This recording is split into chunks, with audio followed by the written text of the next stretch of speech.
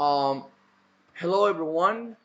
My name is Juan Pablo Cruz Banderas. I'm a student from the fourth semester of foreign languages in the Santiago University. Today, I'm gonna present microclass about English accents. Okay.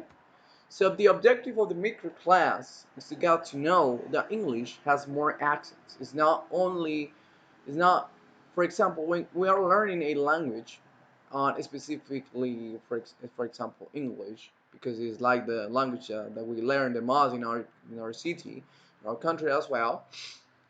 They don't teach you about like the accents, the dialects, and like the differences. For example, from a person who is from England, and also for a person who is from Ireland, and also for a person who is from Australia. So I found this really important when you're learning languages. So that's why I chose this topic to teach you in a micro class like this. So number one, it's gonna be the British accent. The British accent is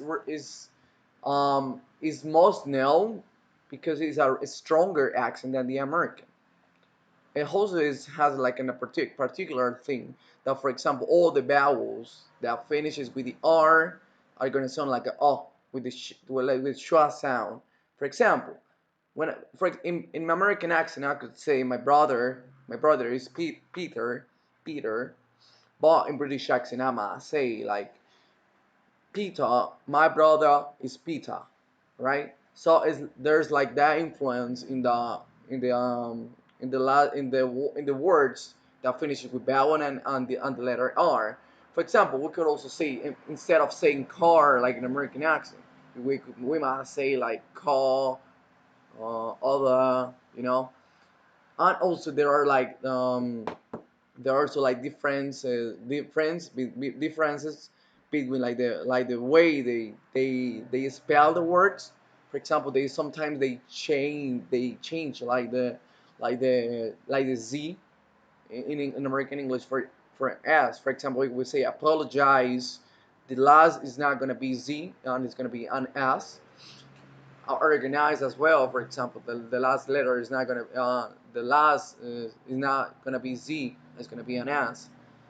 Um, it's pretty much like that. And also like there are some consonant sounds that are like stronger. I'm so sorry. That are stronger in the British accent. And there are also like some dialects. Oh yeah, there are also like dialects in the British accent. One is the Cockney is a popular accent that is exclusive from London, and this one is really it's like the normal one from the workers from the normal status there is not from the high class, is not from the lowest class in England. It's like the normal one, like the standard one, and we might also find like the Cockney. I'm sorry. We're also gonna find like the Geordie. There's one that is really like it's like almost like the same, but it's a little bit faster. And in this one is they pronounce more like for example the schwa sound is stronger, even is stronger, yeah. And in some cases, instead of saying, for example, great, they say champion. Instead of saying, for example, something, they say somewhat. And for example, instead of saying yeah, they say a, right? And yeah, and the last one that we have there is the shaft. Shaft is like is a slang. We might say it's not really a dialect. It's really a slang, which is used more from the teenagers there, from the young people there. But it's a really is let's say is it contains really bad words. So you might not see like a normal person. They're like using the shaft dialect, right? Next, we're going to talk about like the American accent, which is really just taught the most in Colombia, for example. Um, we don't know that. For example, if you're learning English, you don't even know what kind of English you're learning from. And let's say like the English, American English, the American accent is the one I'm using at this moment, and is for example the letters are pronounced in this accent. The letter R, for example, I might say Peter. I also can say other, brother. You know that the R sound is going to sound at this time. But we also have like so influence. For example, the Canadian accent is really like it's quite similar to the American accent, but at the same time it has like let's say a big difference there, because in Canada, as you know, this say the second language is spoken there is French. So it has like a bit of influence there from the French from the French language, but it's not too much for saying that. And also, for example, we're gonna found the southern accent, which is like which is a bit hard to understand, because is used from most of the time from the people from Texas, and it's a bit used from, for example, from poor people there in America. In America. So, for example, if you have like a southern accent and you're like in the capital of United States, they will look at you like a weirdo, like a weirdo. Let's say like a weirdo, because it's not really well seen that accent for the southern.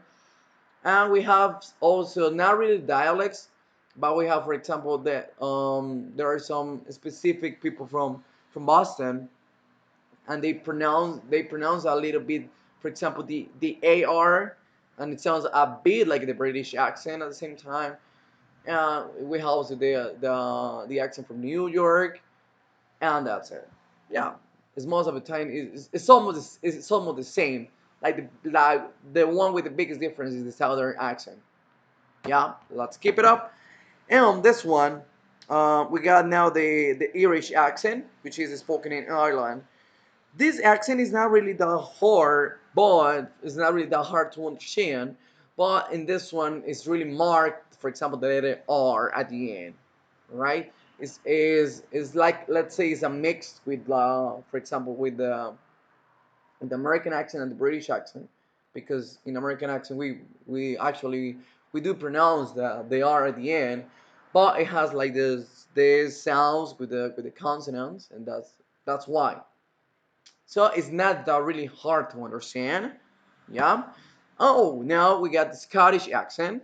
For for many people in the world, they think like this the Scottish accent is actually one that it must be a long on its way, because is it really hard to understand. Even you could talk to people from England and they say they can't they can't even understand them.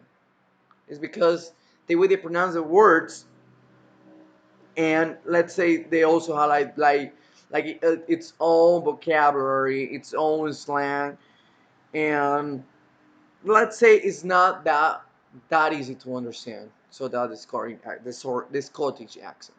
Now we might find the Australian accent, which is really nice, because we will find lots of scholarships in Australia, and the majority of people from Colombia, which who wanna, for example, have an exchange on abroad. Sometimes they might choose, for example, Australia. But the thing there is that they speak a bit like the British accent, but they speak totally faster. They speak totally faster, and it's really complicated to understand sometimes. It's also important to say they have like a really like its own vocabulary as well, and it's classified like in three times. There's also like three types of dialects there, which are like general, cultivated, and broad Australian accent. And finally, we have the African accents. They are really important, because I bet you that you don't yeah, that you didn't know that, for example, in Africa there are like dozens of countries which English is like the first language there, like not really the native like the native language, but it's like the official language in those countries. For example, Zimbabwe, Rwanda, Zambia, Botswana, Namibia, Kenya, Sierra Leone, Liberia, South Africa, and Nigeria, which is English is like the official language. But let's say it's not that easy to understand there because of course the structure is like the structure is like English, but at the same time it has like some combination from their native languages, so it's a bit hard to understand. For example, you're talking to someone from that country, you just might get some words at the end of the conversation because it's a bit hard to understand. And there are also some countries that are not mentioned there that has, for example, like some influence from English, but it's not the official language. So this is like the micro class from today, guys. I hope that you have learned a bit about accents, about English accents, and also the reason that I wanted to do this micro class with this topic is that I want you to know that English has different accents, and even if you're not taught that in school or university, you gotta learn, you gotta know, you gotta have clear, you gotta take into account that English is a worldwide word and that has different dialects, different slangs, and different accents at the same time. For example, if you ask me now, I will tell you that I have a Colombian accent, a bit mixed with American accent, because when I was learning English, I was learning American accent at the same time. At the same time, I'm sorry. What I'm saying, I'm so sorry. I'm just gonna finish the video.